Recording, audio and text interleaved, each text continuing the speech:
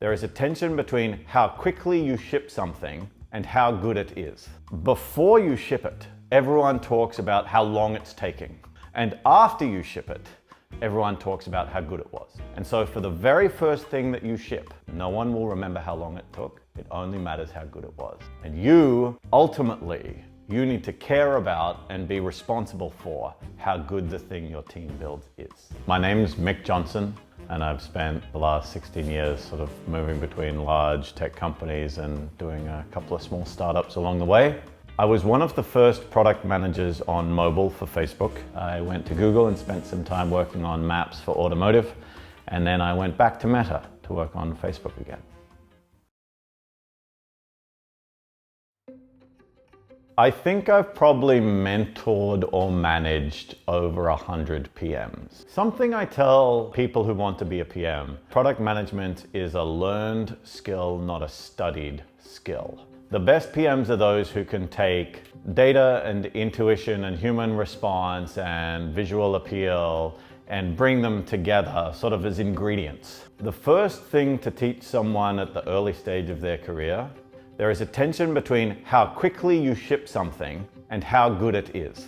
Before you ship it, everyone talks about how long it's taking. And after you ship it, everyone talks about how good it was. And so for the very first thing that you ship, no one will remember how long it took. It only matters how good it was. And you need to care about and be responsible for how good the thing your team builds is. With folks early in their career, they think too much about the product and not enough about the humans around them. And so the question you will ask junior product managers frequently is, what does your engineering lead think of that? What does your designer think of that? And what I'm asking it, not just to understand what other people think, but how these leaders react to what other people think. How do they internalize other people's opinion? You often have this narrative of a PM as someone who, in a tower on their own, dreams up the perfect product, writes it out on paper, and is correct. But almost every great product comes out as a set of compromises and discussions. And so people who can have those strong opinions but flex them as they get new information is critical. Conversely, folks who are in the middle stage of their career might have the opposite problem. They've learned how to collaborate really effectively, they've learned how to build consensus, they've learned how to bring people along, but they haven't yet learned at what time they have to take that gathered credibility and spend it to have people charge up the mountain that really matters. A lesson I learned from a really smart woman called Molly Graham. You create process when you don't trust people. Having said that, diagnosing and solving cross-functional tension is an issue that exists whether you're a PM or not. So you can solve cross-functional tension by explicitly writing out, this is your job, this is that job. If you disagree here, do it that way. Let's come up with some, skeleton piece. But truly high-functioning teams just say, you are collectively responsible for the output of this group. You need to transform yourselves from sitting across the table from each other to sitting around the table from each other. How do we solve this problem together? There's a story I used to always talk about with rotational PMs, and they're early in their career, typically motivated, intelligent, capable. And they start this job, they can do everything they're asked to do. They read the emails, they answer all the chats, they close all the tasks, they read all the docs, and then they get more work. And then they spend a bit more time, they stay a bit later at work, they read all the emails, they do all the chats, they close all the tasks, they do all the docs, and then they get more work. And the amount of work that they have to do, it's like a rising tide of water coming up their neck and then their chin, and they're struggling and fighting and trying to keep their head above water as best they can. And then we'd have a conversation a few months in about they need to learn to breathe underwater. And the water is the work that they will not do. There will be things they could do, things even that they should do, that they will not do because there are more important things for them to do. And this transition is going from a world where they judge themselves by what they're capable of to a world where they judge themselves by what they choose to do. What's amazing is once they make this transition, you can see it in their demeanor. The anxiety visibly recedes. They're like, yep, there's these tasks, but I've chosen to do this other thing and I'm confident in it. And that often leads then to the world of startups where there's so many things that you could do. You could do literally any of a billion things, but your outcomes are determined by your choices, not your capabilities.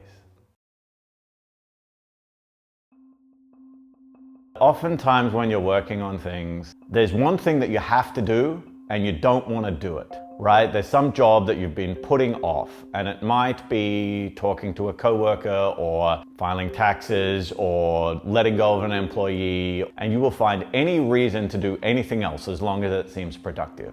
And the thing that you have to do is actually eat the spike and just go straight at the hardest thing. I had a time in my career where I was struggling to work with one of my close counterparts, and I was finding every reason in the book why that didn't matter. I'll decide which things I'm responsible for, and they can figure out which things they're responsible for, and it'll just work.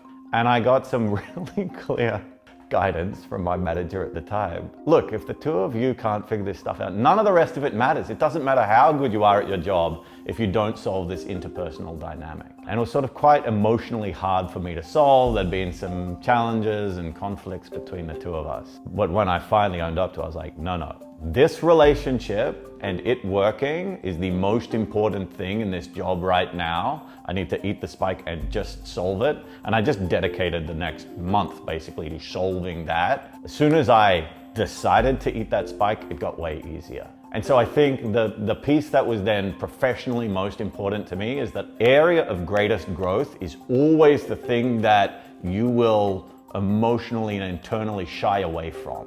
And that's why there's growth there. And so that practice of examining those things that are most difficult for you, that has just been fruitful for me time and again.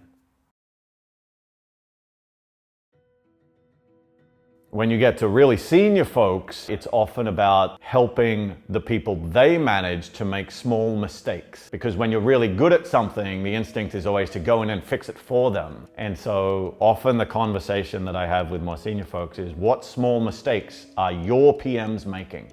Are you allowing them to make? Is the best way for them to learn. This was at a time when Facebook was growing quickly. I was one of the first rotational PM managers and then ended up running the program. We would have a one-year program. Folks would come in with less than 2 years of experience. We'd put them on 3 rotations of 4 months each, roughly. And by design, we would have them work in different parts of the company. So they had to do at least one consumer and at least one non-consumer. The really significant thing that happened, whereas a manager is normally responsible for the output of people on their teams, what we decided was an RPM manager should be responsible for the growth of the PM. They wouldn't be judged on how well those PM's projects went. And the really interesting learning was that when we had managers whose sole job it was to manage, the RPMs did way better.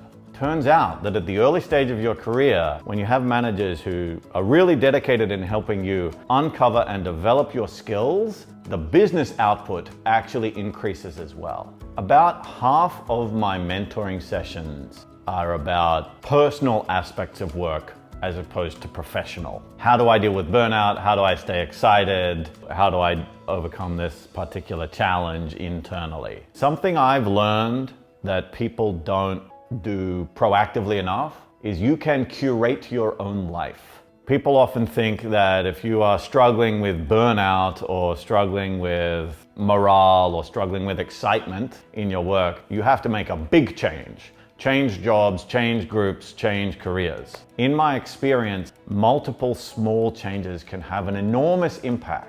Just sit down and think of the 10 meetings I had today, which of them were my favorite and which ones drained me the most. And then for the ones that drain you, halve the frequency.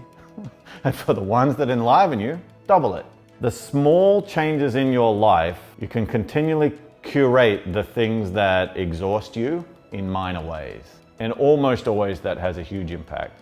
And it leads on to, I would say, people's agency in defining their own life. And I found that just the act of making deliberate change in your life to make it something that brings you more peace or happiness or enjoyment or excitement is of itself valuable.